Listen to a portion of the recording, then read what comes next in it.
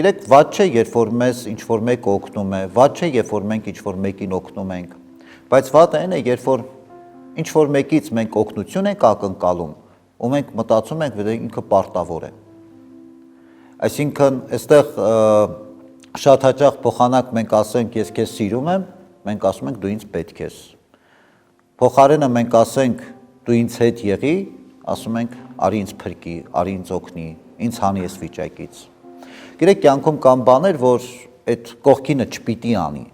Նույնիսկ կյանքում կան բաներ, որ նույնիսկ Աստված էլ պիտի չանի։ Կան բաներ կյանքում, որ մենք պիտի անենք։ Այդ ճանապարհին Աստված կամ մարդիկ մեզ կարող են օգնել եւ վստահաբար կօգնեն,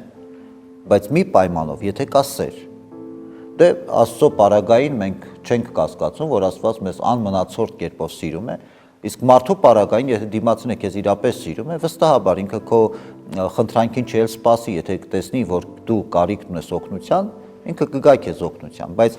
մարդկանցից աջակցություն ակնկալելու պայմանը պիտի լինի այդ սերը, ոչ թե պահանջը, որտեվ եթե դուք անընդհատ պահանջում եք մարդկանցից ու մտածում եք դուք արժանի եք, որ մարդիկ ձեզ օգնեն, որ մարդիկ ձեզ պիտի սիրեն, մարդիկ ձեր կողքին պիտի լինեն, ու երբ որ դուք դա չեք ստանում, սկսում է արդյունքում չարանալ մարդը։